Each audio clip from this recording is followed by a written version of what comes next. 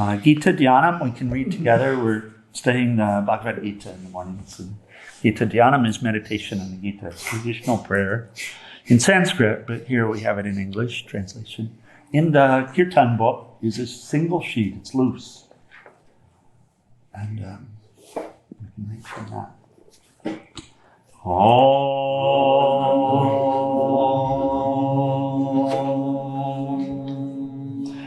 O Bhagavad Gita, by which Arjuna was illumined by Lord Krishna himself, and which was composed of 18 chapters within the Mahabharata by the ancient sage Vyasa.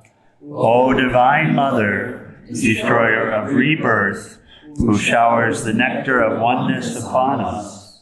O Bhagavad Gita, my affectionate mother, on thee I meditate. All the Upanishads are the cows. The milker is the cowherd boy, Krishna. Arjuna is the calf. People of purified intellect are the drinkers. The milk is the supreme nectar of the Gita. My salutations to the Lord, who is the source of supreme bliss, whose grace makes the mute eloquent, and the crippled cross mountains. Hari-Om Tat Sat. So it's Navaratri, celebration of Mother.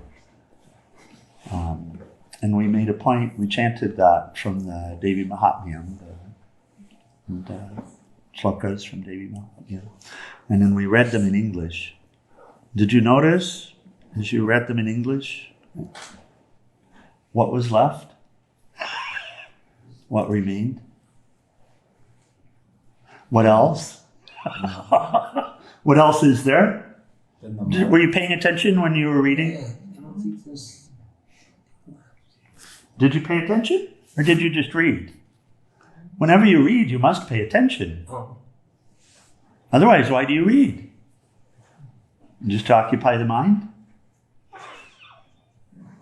Did you pay attention to what you were reading? If you didn't, open it back up and look at what you were reading.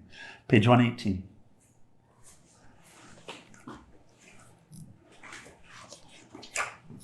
Just read that word, in the form of. Hara, go for it. Just in the form of, just that word. In the form of. Yeah, but just the word that's after it. Okay. You can just go through the whole thing. Okay. Starting at 118. That's where we started chanting from. Okay. Who abides in all beings. In the form of. It doesn't have it. Yes. I don't get it. Oh, the first two were not in the form of. Yeah, I know. one This would be in the translation's form a little of. funky.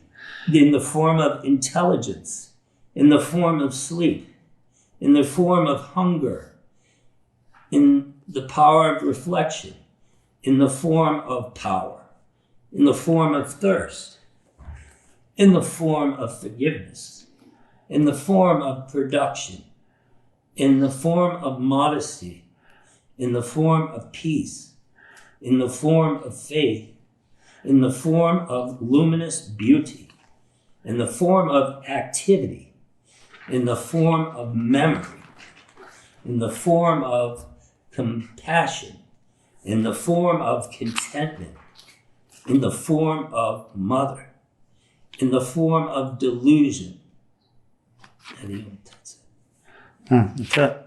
The first one was the power of Lord Vishnu, and the second one was eternal consciousness. So my question was, what's left over? The I. Nothing. Right. That's it. Right? There's nothing left over. Is there something left over?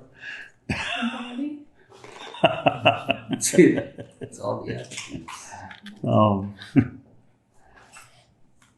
So it's that when Krishna speaks to us in the Gita, what we can visualize is, if we can visualize, is it's this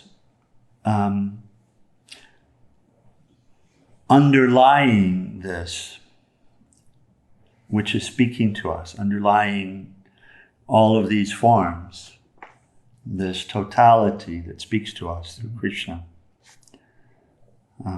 So this is where the teaching is coming from. And there's a beautiful discussion today. We'll just read the commentary. But have you, Kate, have you read Bhagavad Gita previously? First time? Okay. So we're stepping into it in the 4th chapter. Much has transpired. So we won't go there. We'll just say, 4th chapter is called the Yoga of Wisdom. And here translated as the wisdom yoga of action and renunciation. So speaking of the wisdom, what is wisdom? The 2nd chapter is Sankhya Yoga. Lord Krishna says this: there's never been a time when I have not been, nor you, nor any of this, nor will there ever be a time when any of us ceases to be. So Lord Krishna says you are eternal, and all of this is eternal. This birth and death is but a show. There's never been a time when you have not been, nor will there ever be a time when you do not exist. That's the center of the teaching. It's the center of the teaching of every single tradition, of every single wisdom tradition. But it doesn't stop there, because, of course, our experience is that it doesn't seem like that. It doesn't seem like that. It seems like we're this body. It seems like things that happen to this body are happening to us. It seems like that. So, and in fact, the Bhagavad Gita starts out with that. Arjuna freaks out and he refuses to do his duty. And it's not relevant what his duty is, actually. And Bhagavad Gita is not about some physical war on the outside, it's about the war inside. And these two apparent selves that are inside of us, right? The very loud one that asserts about its perception of our needs and our wants and all of this, the way people are supposed to treat us and what I'm supposed to get, and my rights and all of this. It's a very loud voice inside of us. And also we have this voice which is far more subtle but very persistent, that's calling us to that which is higher. We call it conscience in English, but really it's God's voice, it's Guru within us, asserting, and it's the truth of us too. It's light to the shadow, that shadow voice that is very needy and greedy. That's a shadow voice. The light speaks so conclusively, persistently, but also so humbly, with so much humility. It lets us do what we want to do, but it will continue to guide us as long as we ask for its guidance. And that's really the discussion today. So what's been happening here is that voice has been speaking to us through Krishna, telling us not just what the truth is, but speaking to us in our battlefield, in the battlefield that we find within ourselves when we live this life, where we're pulled between these two. And it's so easy, by the way, to follow this instinctive voice. It's habitual, and we are habituated to it. And it's very hard to follow the conscience, the guru voice, the highest voice. Is very hard to do because it requires a turning away from raga dvesha, turning away from the pursuit of what I like and the avoidance of what I don't like, which has occupied us pretty much completely to this point. Right? If I like something, I do it, or I have it. If I don't like it, I avoid it. It occupies us pretty well completely, doesn't it? Yeah. So, but that conscience, that guru voice is saying something completely different. It's saying, no, love all, serve all, be good, be kind, be compassionate, bear insult, bear injury. It speaks to us like this. That person that did the thing to us, forgive them. It says that. And so, what's the purpose? What's the purpose of life? The Lord speaks to this as well. To know thyself, something like that. So, Swamiji, Um, so the wisdom is knowing we're eternal and also the wisdom of the eternal. It's not, the wisdom is in you. Yeah, The wisdom is in you. So it's not, you can't codify it by a set of words. That's true. Yeah. Just What you can do is unlock it, unveil it. Okay. And then it's not a set of words. It's a guide for life. Oh. So you can't exactly say it that way. You can say that wisdom is revealed. That you can say. Wisdom is revealed. And here, and so he shares with us words of wisdom, but it's not about memorizing, and that's discussed today. If you memorize something, just like you notice how we all read something and didn't pay any attention to what it said?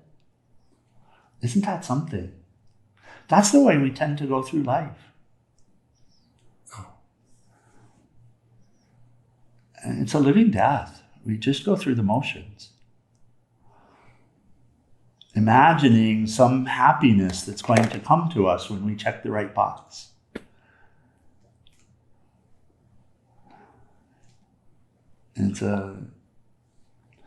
And this is that instinctive, habituated, right? Program. But wisdom is inside, and this has been discussion from a few days ago, right? That it's covered by smoke. Yes. Smoke to the flame, and it's covered by the smoke, or covered by the dust. When we're looking at the mirror, we can't see ourselves in the mirror. Why? Because it's covered with dust. So what do we have to do? Wipe the dust off. So he's been talking with us about purification, cleaning, house cleaning, mind cleaning. Some people say brainwashing. We say, yeah, well, it needs to be clean. So brain cleaning is good. It's healthy. It's very beneficial. And Lord Krishna is teaching brain cleaning, how to clean. And upon cleaning, to find that which is our own self, asserting gloriously. Yeah. And that's the only difference between these saints and sages, all of these saints and sages and devis and devas and all of this, that we have images throughout this place and throughout India and throughout the Catholic traditions and Buddhist traditions and all of this. It's the only difference between any of them and us, is that they unlocked who they are. And we're still in a cage. But longing to be free of the cage, yes? My God, every step we take is to be free of the cage, isn't it? We just needed help to point out what the cage is and how to unlock it and how to get out. And by the way, we have to get out. We can't just unlock it and say, oh, what a pretty day outside. Yes.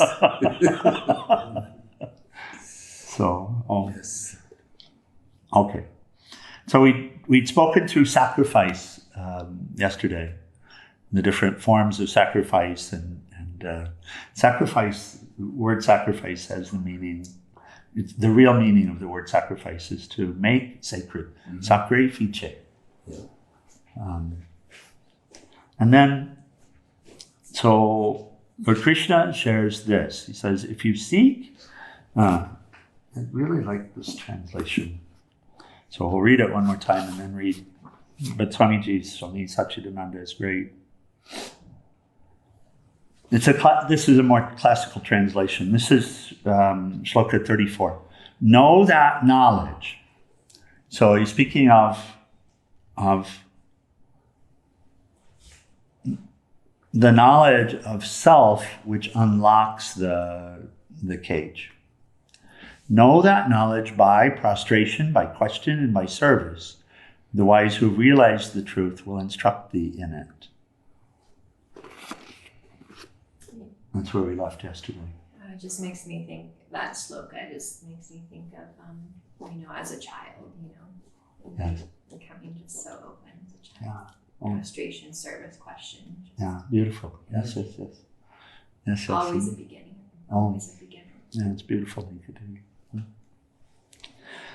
So, and here Swami Satchidananda translates it this way. If you seek enlightenment, which is really the knowledge here that's being discussed, it's the knowledge that ends the quest for knowledge. If you seek enlightenment from those who have realized the truth, prostrate before them, question them, and serve them. Only then are you open to receive their teachings of sacred knowledge. So I promised to share this, and then he's got a beautiful commentary. One day with Swami Premananda, and the classes with Swami Premananda would vary in content a lot, because he when I was with him, he still wasn't as well known as he is today. So now he's known as one of the few remaining disciples of Swami Shivananda, and now he's known. So many people come, and COVID has tamped that down, but still when I check in. But most of the people coming now are from India. So mostly his satsangs and such now are in Hindi. But when I was with him, sometimes Hindi, sometimes English, and the groups would vary based on pilgrimage groups that would come through. Well, one day it's mostly Westerners with him, jaded Westerners. And we don't prostrate. We don't want to prostrate, screw that. I'm the king of the world, and which is what the ego asserts, of course. I'm the center of the world. Doesn't it say that? Mm-hmm. Doesn't our life experience that everything revolves around us? So, and that's this convolution, by the way, of the truth with ego, with the smoke. Yeah. So, he came in and nobody prostrated, and he doesn't care if anybody prostrates to him or not, but he knows the value of prostration. And so he says, prostration. He said, why would you prostrate? He said, let's talk about that. And he said that knowledge is seen to flow like a river. So there's this great river, Saraswati, which now flows underground in India. She's one of the great rivers which was above ground for time immemorial. Saraswati, so the river of knowledge. So knowledge is seen to flow from above to the lower places, just like water flows. Does that make sense? Yes. So that's a visual, that it's seen to flow in this way. So he said the question of prostration is simply a question of do you wish to know? Do you wish to learn? Because he said if you wish to learn something and someone else knows it or something knows it, then what would you do in order to take that drink of water? You always have to offer the service. Yeah, Jesus says in the Bible, drink from me. So drink this wisdom from me, right? So you would place your head underneath the water, right? So that's the prostration. And then he says, who can you learn from? He says, can you learn from a sage? Of course. Can you learn from a baby? Yes. Mm-hmm. Sure. Yeah. Can you learn from a tree? Mm-hmm. Can you learn from a blade of grass? Yeah. So he said, prostrate to everyone.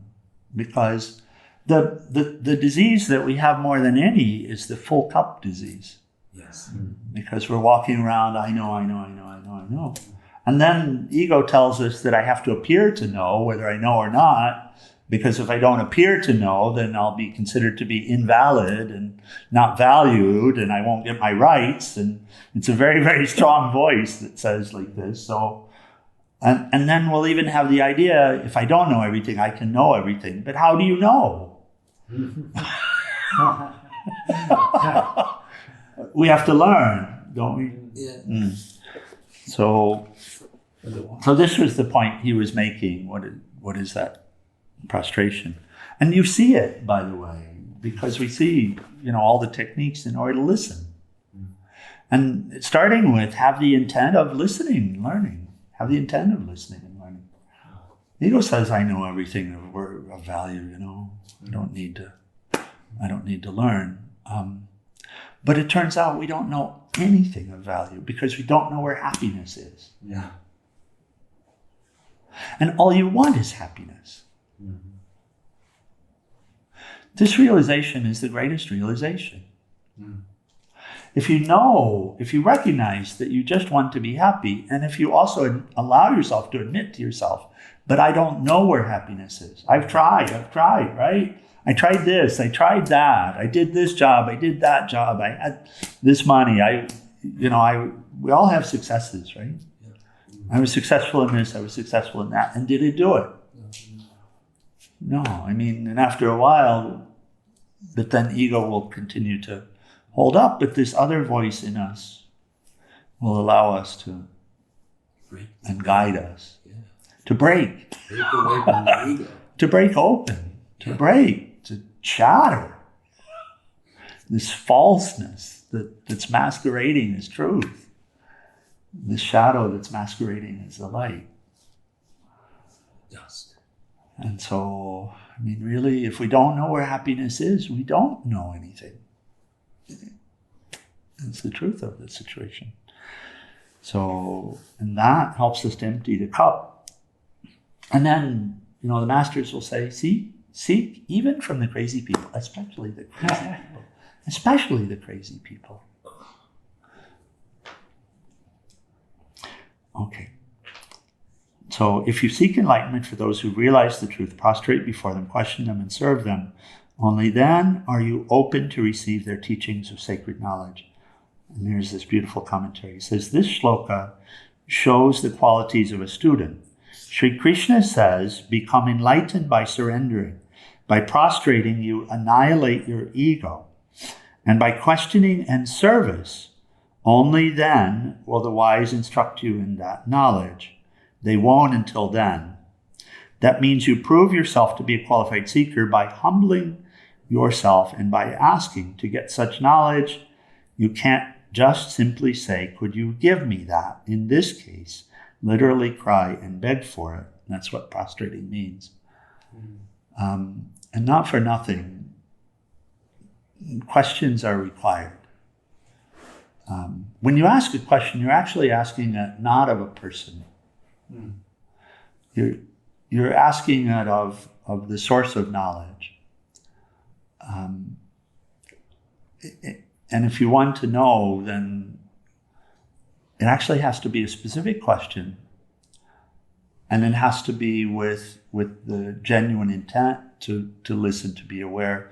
Most of the time, in our disease, dis-ease, we only ask a question to show what we know, or to get a discussion going so that we can prove ourselves, prove our point, right?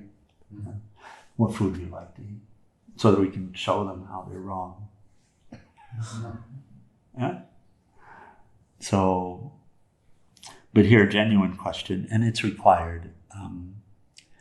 If you're with a saint or sage, if you have that opportunity, you just have to ask a question. And the funny thing is, you'll find that often you don't even need to physically ask it, you just need to formulate it. And just by having formulated it, if you sit, you might find it's answered anyway.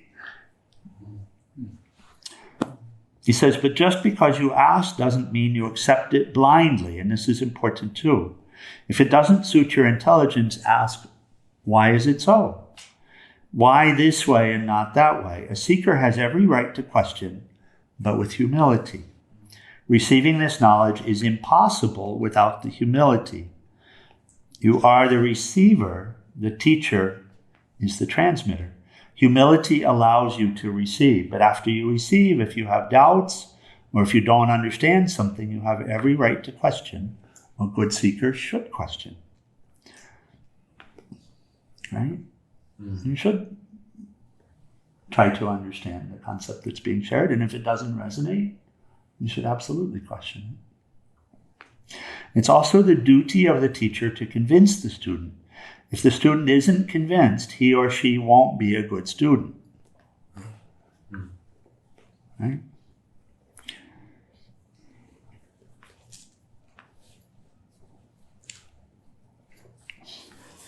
Maybe later. But to be convinced, the student must listen. So these are the roles. So the teacher is required, and it's not like something written in a textbook. It's something that actually happens.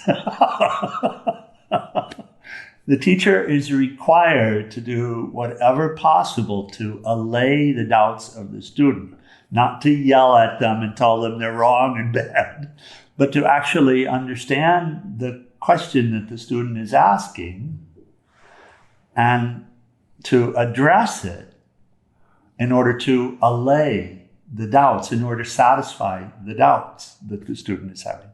So the teacher is required to do this. The teacher of Vedanta will do this naturally because it's an inner force that requires that to happen. Right? And it won't give up. It'll be like 5 years later with the same student confirming whether the point is understood or not. Have we checked this box? It's like why certain things repeat themselves over and over again. Yeah. So that's the teacher. Teacher is inner. I don't call this body a teacher, but teacher is inner. So that is the responsibility of the teacher, and for a teacher to be a good teacher, then that teacher has to be surrendered, and has to be a channel for this, and has to participate in this way where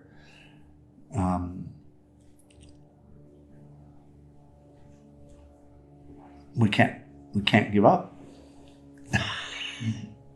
We can't give up on anyone. But then the student has a responsibility, and the student's responsibility is to listen. Thank you.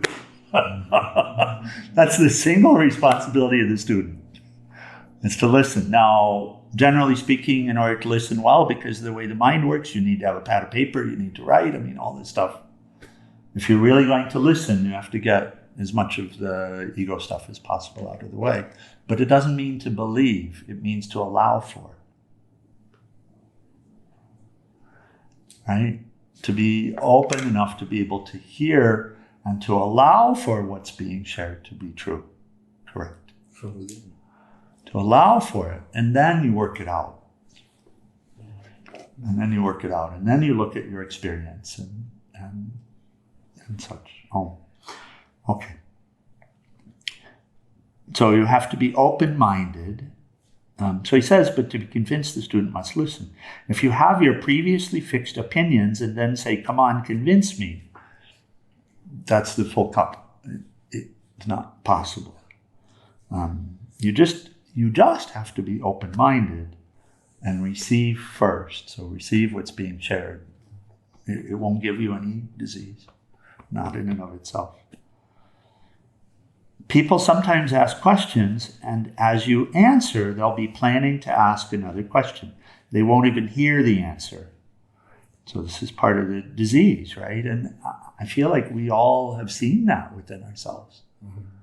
So it's not just a couple of people. It's a part of this mental condition when we're still caught up in the feeling of being separated like this. They won't even hear the answer. Moreover, they want the answer to be in such a way that they can agree with it. Because we'll have our own preconceived notions, and it's like we're just looking for confirmation that we're right. Yeah. And if we don't get that, then we'll go on. That's not a good teacher.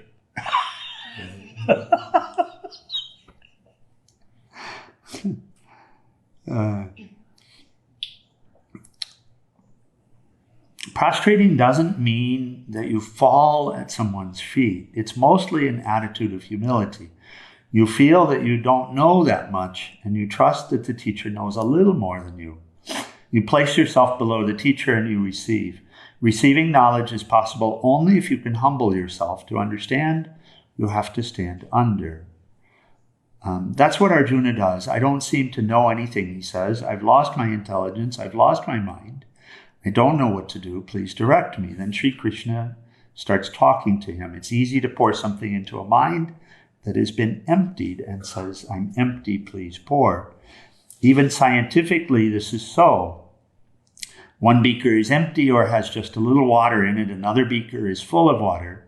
If the empty beaker wants more water from the full beaker, a tube is connected, a kind of siphon. If the tube is filled with air, the water won't flow. The tube should be a vacuum. Then the water is sucked in. I think we all know this principle. It says the flow of electricity is another example. Did you know that this human body itself is a magnet? Every magnet has two poles, north and south. Normally on a map, the north is up and down is south. If you're a magnet standing upright, your head is your north pole and your feet are the south pole.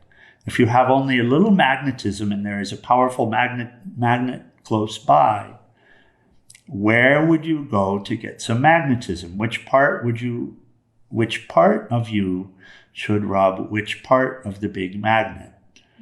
So he's saying the same. The North Pole should rub the feet, the South Pole. And that way you draw the magnetism. So it's also this Shakti, this energy, Guru Shakti, the energy flow that we're wanting flows in this way. It says another reason for prostrating, put your head on the teacher's feet. Don't think it's such a joy for teachers to see many people falling at their feet. They get drained. It's not that easy to be a guru, he says. Very soon they will be totally drained unless they know how to bring in more energy. That means they should put their heads somewhere under the greatest feet. If they say, I know everything, now I can give to you, they are no longer holy people. Soon they'll be hollow people. This energy flow here is incredible. This flow of energy, and the flow of energy through. The more light we allow ourselves to become, the more moves through us. I don't know if you've talked with people that are involved in serving arts such as massage or energy healing and such. And when we imagine that we are the healer and we treat, we're just completely drained. Because we're holding on, we're not connected to the source of energy, and we're giving, and we end up being hollow. So the only way to sit here, for example, is to be plugged in and just to watch the flow and participate in the flow. There's not even some little I here because it has to get out of the way.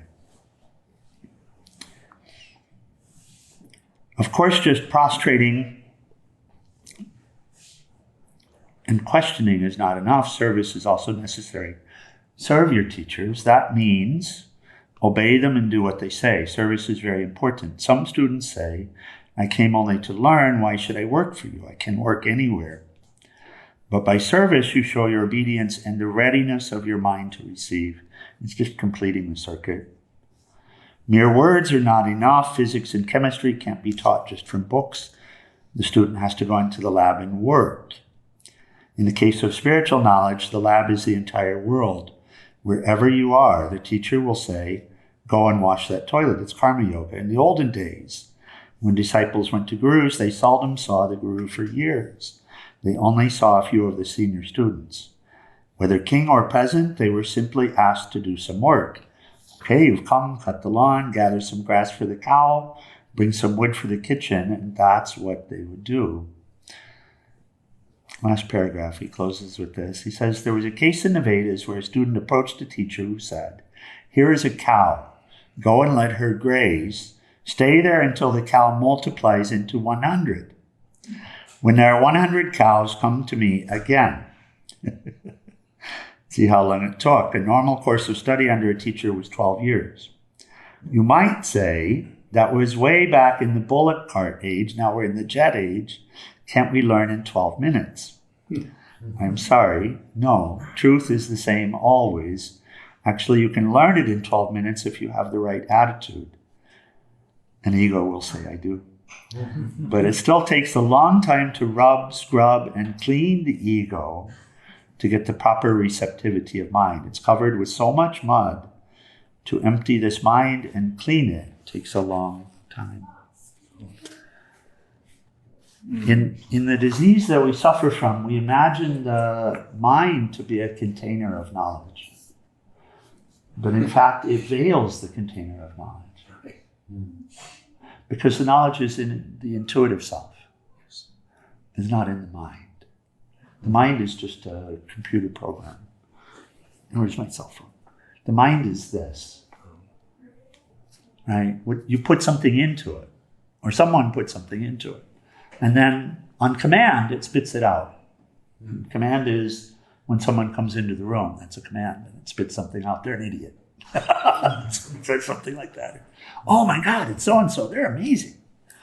That's just a program.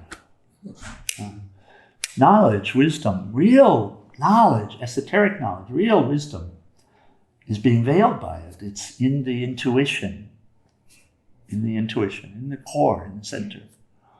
And so what's being discussed is how to unveil it, right? How to reveal it.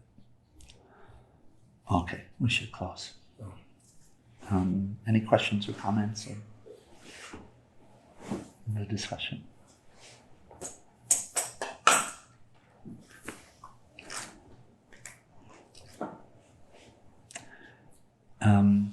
The science of the Bhagavad Gita is just amazing, just an observation.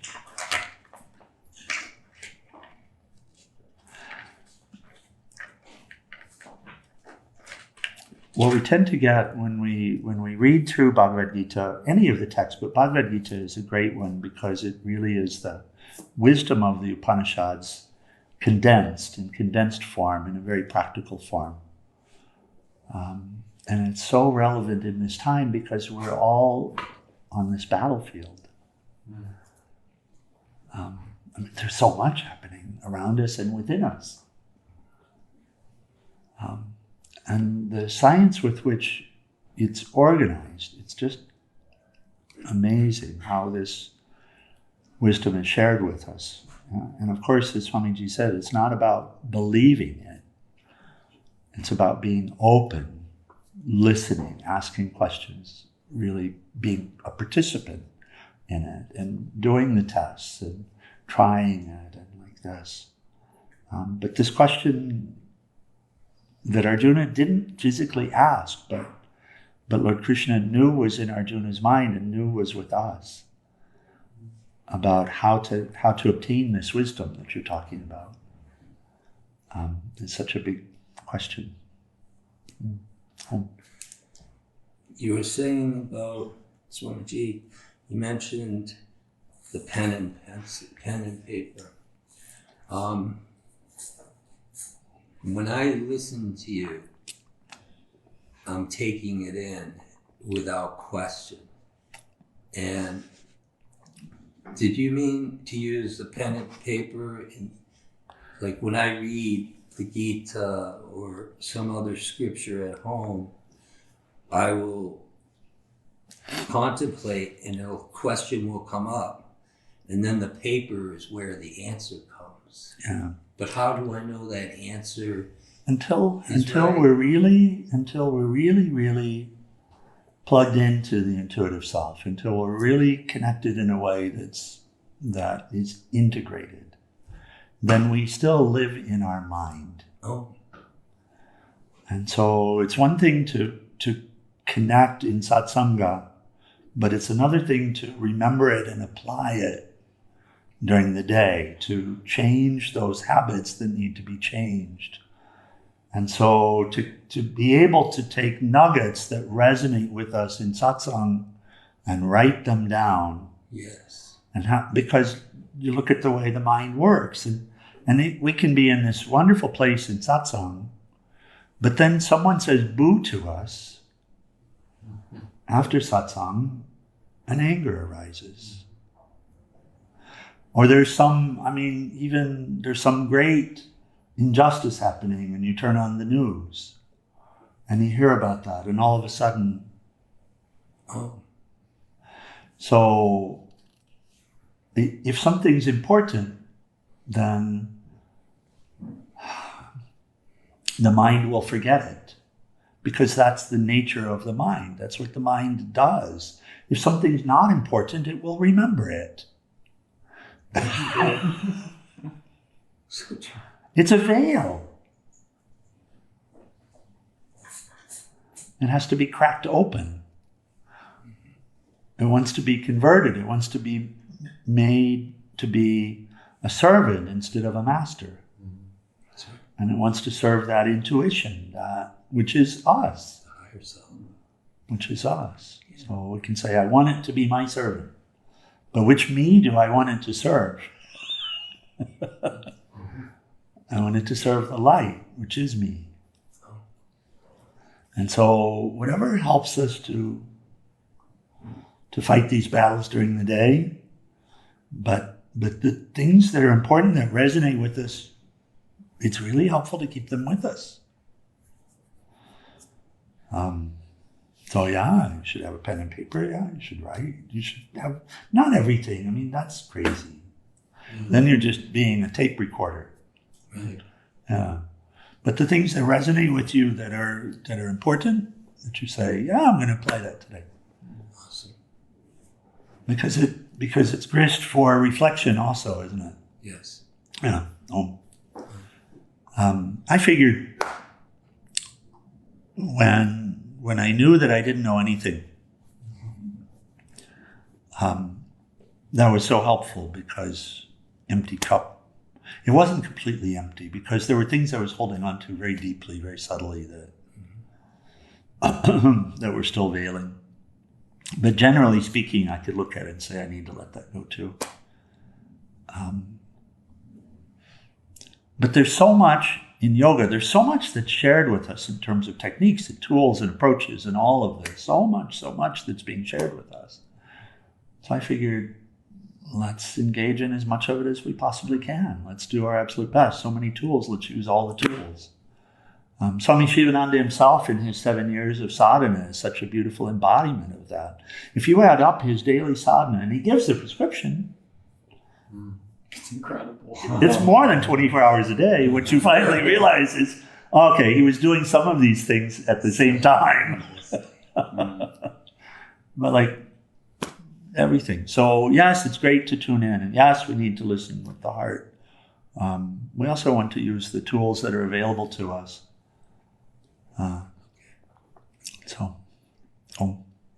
Okay, let's close with, we'll have the short version of Final Prayers in R2. Page 174.